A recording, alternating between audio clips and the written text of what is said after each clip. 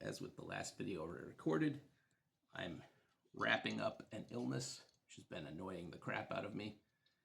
Super hot here in Virginia, so I am enjoying a nice mule.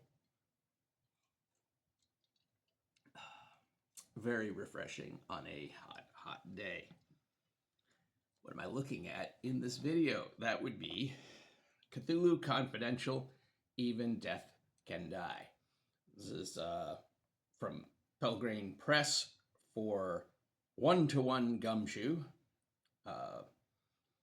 Robin D. Laws, Chris Spivey, and Ruth Tillman are the people listed on the front. Cthulhu Confidential is a Gumshoe system meant for one-on-one play. I don't have it. I've kind of been kicking around picking it up. It's on my list. I am thinking about grabbing it at some point.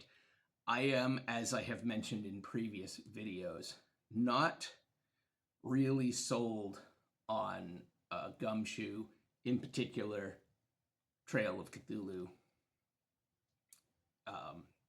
In part, I feel like it is a system that exists to fix a problem that was a relatively easy homebrew tweak in Call of Cthulhu.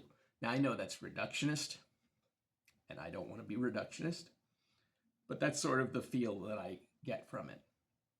I don't think there's necessarily anything wrong with Gumshoe, and in fact, I actually think that the basic core Gumshoe mechanics are quite nice.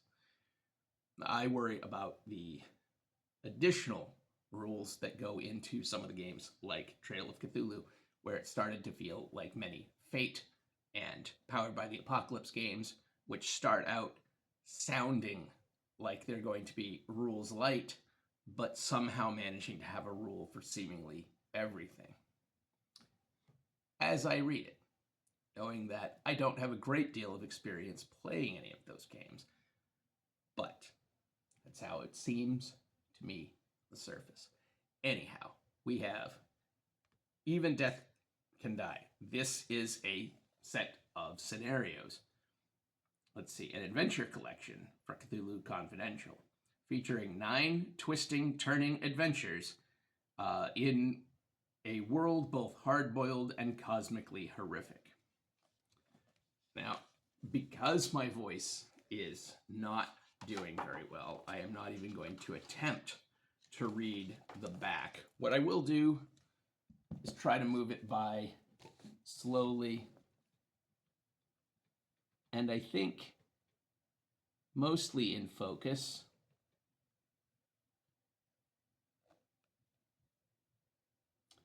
So if you would like, is that in focus?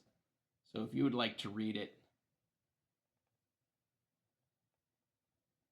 I don't know, hopefully that worked, then you can go ahead and do so.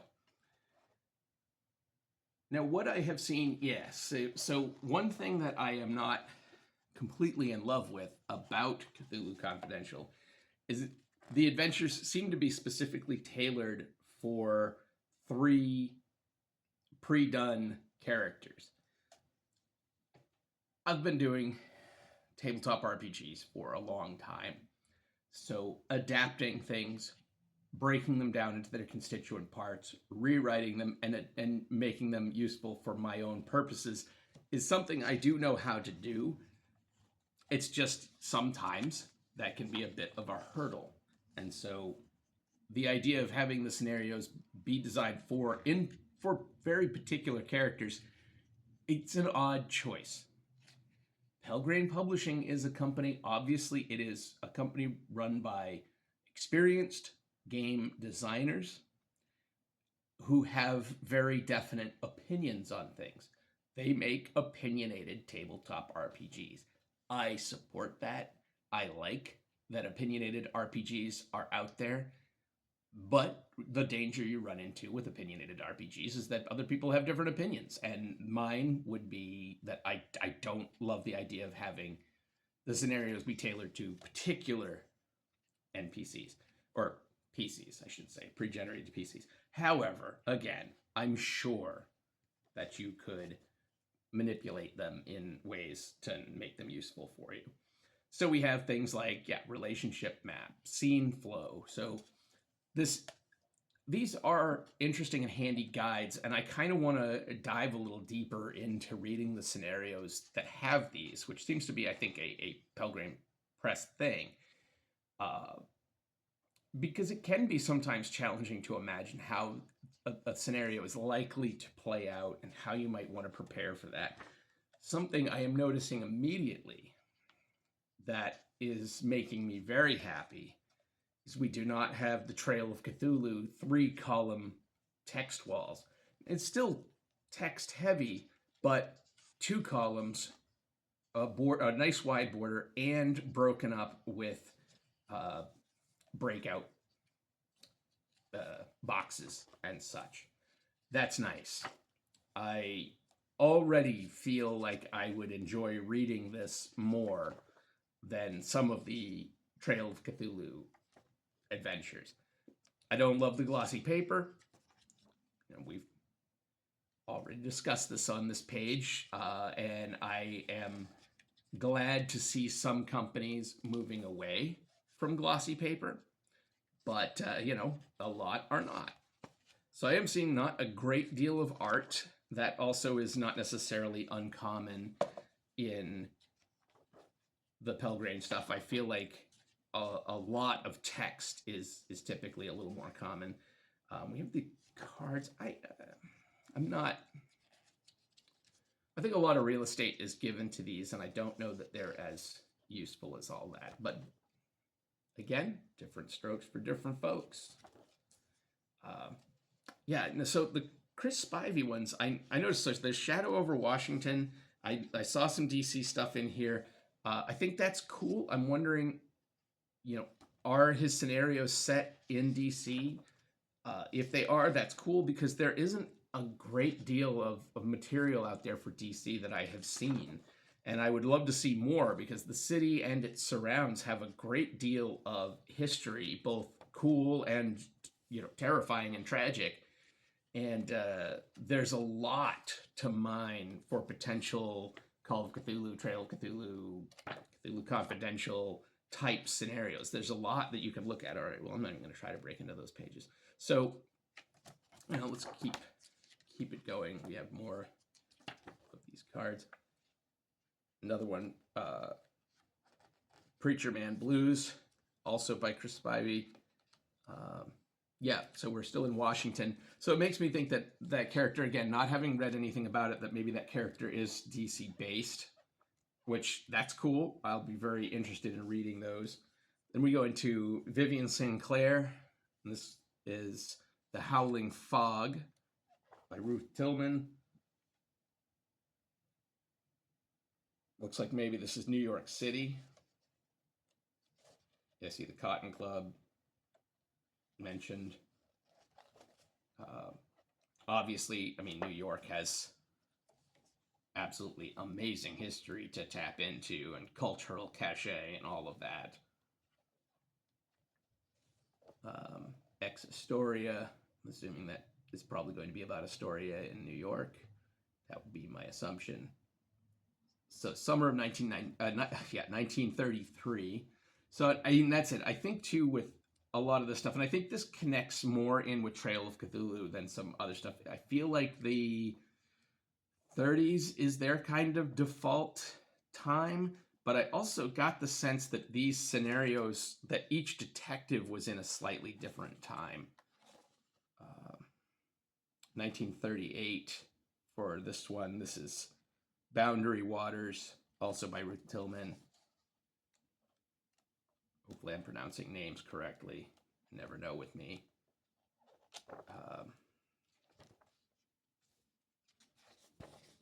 Here we have Dex Raymond by Robin D. Laws. And here we are in LA for this one. I don't immediately see the date pop out. 1928, so late 20s LA. And I want to say that the Chris Spivey scenarios might be the 1940s in Washington, D.C.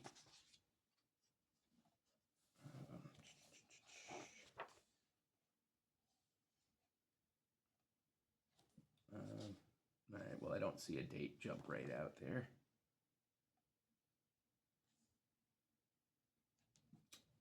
Yeah, okay. Well, I'm not sure. I don't see dates on that, but I something in the back of my brain is saying that these take place in the 1940s. Uh, yeah, here we go. Uh, June 12th, 1942 for this one. So that's also interesting. That's pretty late for Call of Cthulhu-esque, Trail of Cthulhu, etc. scenario. As far as I know, there's not a great deal of mid 20th century stuff. There's some out there. I remember they did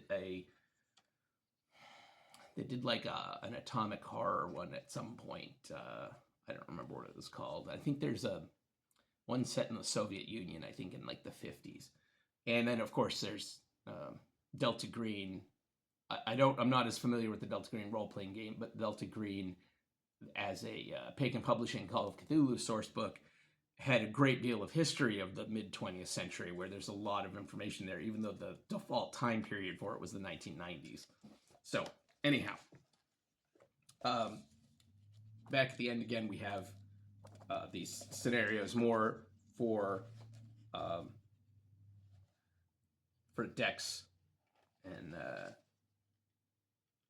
we have another 1928, I think it looks like, unless I'm looking at the same one again.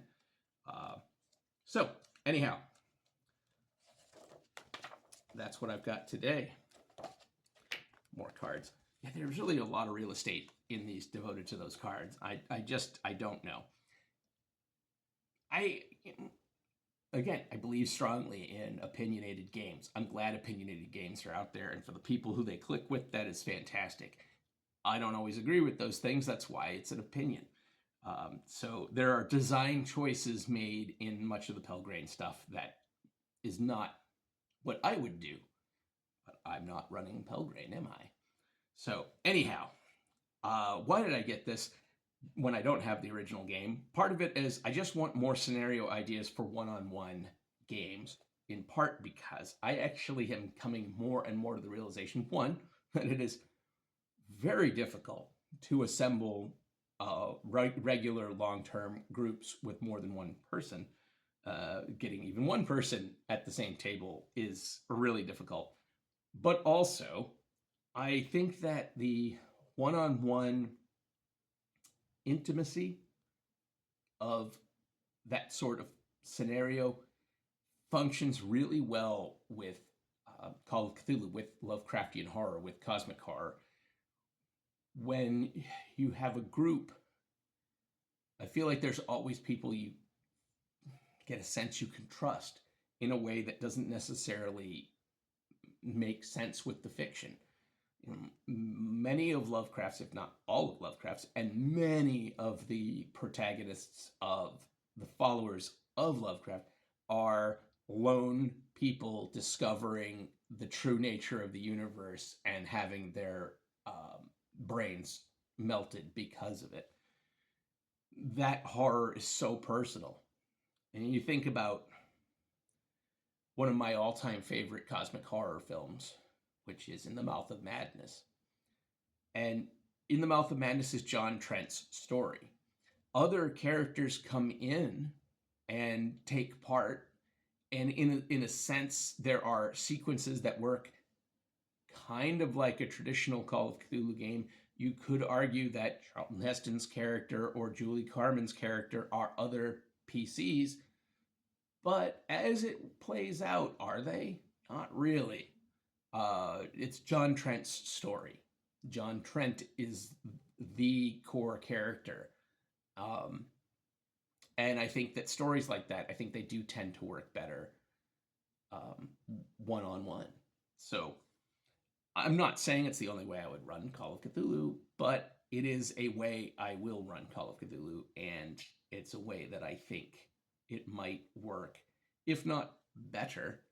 I would certainly say very well. I've only done it once so far. I thought it worked pretty well, and I think that if I get more story ideas and build upon it, I think it could be really interesting. I love different time periods and scenarios with different concepts, because I could easily run some of them as one shots, no problem. But also, I would be interested in trying to perhaps connect them into a larger story. Um, if one dealt with, gateways and Yog-Sothoth, it might be interesting to connect it back into another scenario that dealt with something similar. We'll see. And it's something, I have this sitting here because it's just a reminder that it's something that I hope to see more of from Chaosium officially. More one-on-one scenarios. I would love to see a nice, big, thick, meaty collection of one-on-one scenarios from Chaosium. I know there are now some on the Miskatonic repository. This is one of the few that I think they put out, and these were originally, I think this was originally Polish. I think. I could be wrong on where it's coming from.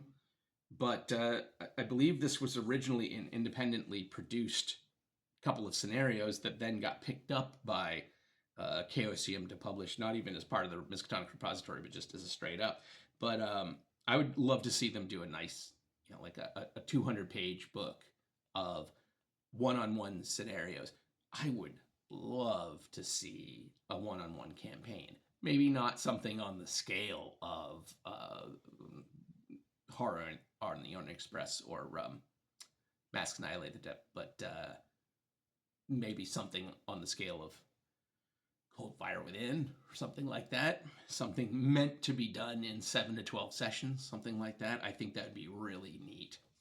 So, anyhow, I'm going to go try to nurse my voice back to health.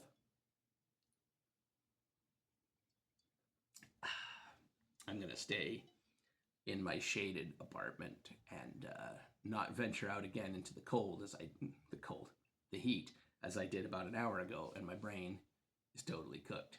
So that's it for me. If you want to support the channel in any way, you know the drill. Look below in the links. You can see stuff to help out in any way that you see fit. Always like and subscribe if you want to. It helps me quite a bit. I passed 500 a while back, and I'm actually kind of cruising along after that. Don't know why, but I'll take it. So thanks, folks. And if you have any opinions on games, let me know. It's an opinionated hobby. It's okay. It's okay to have opinions. Just don't be a dick about it, All right. Until next time, take care.